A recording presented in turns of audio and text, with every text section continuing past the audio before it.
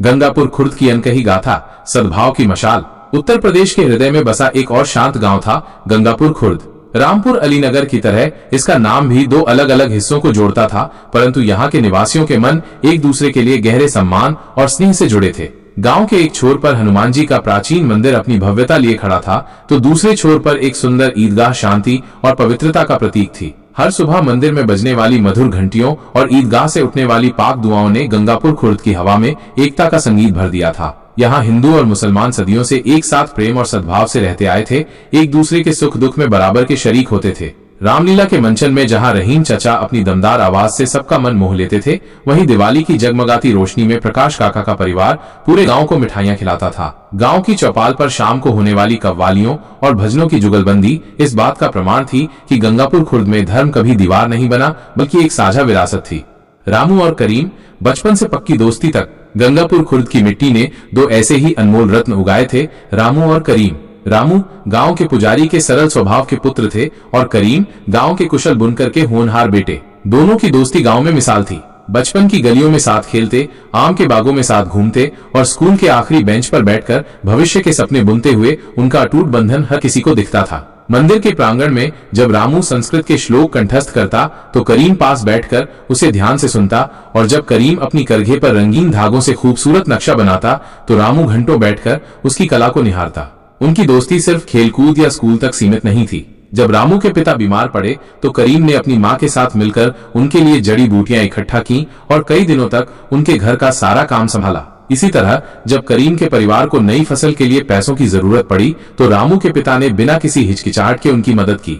होली के रंगों में जब पूरा गांव सराबोर होता तो रामू और करीम एक दूसरे को गुलाल लगाते और गले मिलते, और ईद के पाक महीने में करीम के घर की स्वादिष्ट खीर रामू बड़े चाव से खाता। वे सिर्फ दोस्त नहीं थे, बल्कि एक दूसरे के परिवार का हिस्सा थे। उनके लिए धर्म कभी बंधन नहीं बना, बल्कि उनकी गहरी दोस्ती को और मजबूत करने वाला एक साझा अनुभव रहा। शांति भंग, शहर की आग का गांव तक पहुंचना। परंतु जैसे किसी सुंदर तस्वीर पर अचानक कोई दाग लग जाए, वैसे ही गंगापुर खुर्द की शांति भी भंग होने लगी। दूर शहर में फैली सांप्रदायिक विद्वेष की आग की लपटें हवा के झोंकों के साथ गांव तक पहुंचने लगी। अफवाहों का बाजार गर्म था। कभी किसी मंदिर में अपवित्रता की खबर आती तो कभी किसी मस्जिद पर आपत्तिजनक नारे लिखे जाने की बात फैलती। टेलीविजन के समाचार चैनलों और सोशल मीडिया के माध्यम से नफरत के संदेश गांव के शांत माहौल में जहर घोलने लगे। ये अफवाहें इतनी तेजी से फैली कि गांव के कुछ युवा जो शहर में काम करते थे और वहां की कटुता का अनुभव कर चुके थे, वे भी इन बातों से प्रभावित होने लगे। धीरे धीरे गंगापुर खुर्द के लोगों के बीच भी अविश्वास और संदेह की दीवारें उठने लगी। जो लोग कल तक एक दूसरे के पड़ोसी और मित्र थे, वे अब शक और गुस्से भरी नजरों से एक दूसरे को देखने लगे। गांव दो खेमों में बढ़ता दिखाई देने लगा, एक जो मंदिर की पवित्रता की रक्षा के नाम पर एकजुट हो रहा था और दूसरा जो अपनी धार्मिक पहचान और सुरक्षा के लिए चिंतित था। ग्रामीणों के बीच होने वाली आम बातचीत में भी अब तीखापन आने लगा था। पुराने किस्से और सौहार्द की बातें गायब हो गईं और उनकी जगह धार्मिक पहचान पर आधारित बहस ने ले ली। गांव के बुजुर्ग जो हमेशा से शांति के प्रतीक थे, वे भी इस बदलती हवा से चिंतित थे, लेकिन उन्हें समझ नहीं आ रहा था कि इस बढ़ते विभाजन को कैसे रोका जाए। तनाव और हिंसा की आहट, रामू और करीम का आंतरिक संघर्ष। एक शाम जब गांव की चौपाल पर कुछ लोग जमा थे तो शहर से आए एक युवक ने भड़काऊ भाषण देना शुरू कर दिया। उसने कहा कि यह धर्म का युद्ध है और उन्हें अपने धर्म की रक्षा के लिए हथियार उठाना होगा। उसकी बातों से उत्तेजित होकर मंदिर के बाहर कुछ गर्म मिजाज युवा लाठियां और पत्थर इकट्ठा करने लगे। उनकी बातों में उत्तेजना और बदले की भावना साफ झलक रही थी। वहीं ईदगाह के पास भी कुछ लोग जमा होकर आपस में फुसफुसा रहे थे। उनके चेहरे पर डर और अनिश्चितता के भाव थे। माहौल धीरे धीरे तनावपूर्ण होता जा रहा था और किसी भी अनहोनी की आशंका बढ़ती जा रही थी।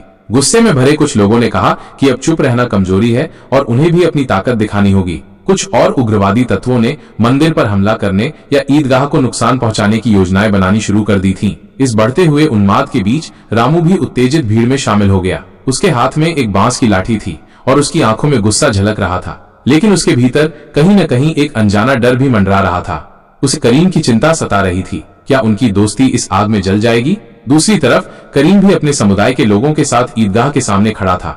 वो भी नारे लगा रहा था। उसकी मुट्ठियां भींची हुई थीं, परंतु उसका दिल तेजी से धड़क रहा था और उसे इस टकराव का कोई अंत दिखाई नहीं दे रहा था। उसे रामू की याद आ रही थी, उनका बचपन, उनकी दोस्ती और गांव का वो सौहार्दपूर्ण माहौल। क्या ये सब खत्म हो जाएगा? दोस्ती की पुकार, भीड़ के बीच एक नया प्रकाश। उसी पल जैसे दोनों को कोई दिव्य ज्ञान हुआ, रामू ने अपना डंडा जमीन पर फेंक दिया और करीम का हाथ पकड़ लिया। उसने ऊंची आवाज में कहा, दोस्तों सुनो, अगर कोई हमारे मंदिर को नुकसान पहुंचाने की कोशिश करेगा तो करीम और मैं अपनी जान देकर भी उसे बचाएंगे। करीम ने भी दृढ़ता से कहा, और अगर किसी ने हमारी ईदगाह की तरफ बुरी नजर से भी देखा तो रामू और मैं उसके सामने चट्टान बनकर खड़े हो जाएंगे। रामू और करीम के इस अप्रत्याशित कदम से भीड़ में सन्नाटा छा गया। पहले तो कुछ लोग गुस्से से बड़बड़ाए, लेकिन फिर वे हैरानी से एक दूसरे का मुंह देखने लगे। उनके साहस को देखकर गांव के कुछ बुजुर्ग जो अब तक चुप्पी साधे थे, वे भी आगे आए। रामू के दादाजी जो गांव के सबसे सम्माननीय व्यक्ति थे और करीम के अब्बू जो अपनी ईमानदारी के लिए जाने जाते थे, उन्होंने दोनों लड़कों को गले लगाया। दादाजी ने भरी आवाज में कहा, तुम दोनों ने आज हमारे गांव की इज्जत बचा ली। इन बच्चों से सीखो जो धर्म के नाम पर लड़ने वालों को इंसानियत का सबक सिखा रहे हैं। न रामू और न करीम, न मंदिर और न मस्जिद, सबसे ऊपर हमारी इंसानियत है। अब्बू ने आगे कहा, नफरत की आग में जलने से पहले हमें सोचना चाहिए कि क्या हम अपने बच्चों के लिए यही विरासत छोड़ना चाहते हैं। गंगापुर खुर्द का पुनर्जन्म, सद्भाव का नया प्रतीक। अगले दिन गंगापुर खुर्द के सभी निवासी मंदिर और ईदगाह के बीच एक खुले मैदान में इकट्ठा हुए। उन्होंने मिलकर वहां एक बड़ा सा मंच बनाया और उसका नाम रखा सद्भाव मंच। उस दिन से वहां नफरत भरी बातों की कोई जगह नहीं रही। हर शाम गांव के बच्चे, बूढ़े और जवान उस मंच पर इकट्ठा होते और रामू और करीम अपनी दोस्ती की कहानियां सुनाते। वे बताते कि कैसे उन्होंने मिलकर हर मुश्किल का सामना किया और कैसे उनका अटूट बंधन हर धार्मिक दीवार से ऊंचा है। सद्भाव मंच पर अब सिर्फ कहानियां ही नहीं बल्कि सांस्कृतिक कार्यक्रम भी होने लगे थे। गांव के बच्चे एक दूसरे के त्योहारों पर नाटक करते, भजन और कव्वालियां एक साथ गाते और लोक नृत्य भी प्रस्तुत करते।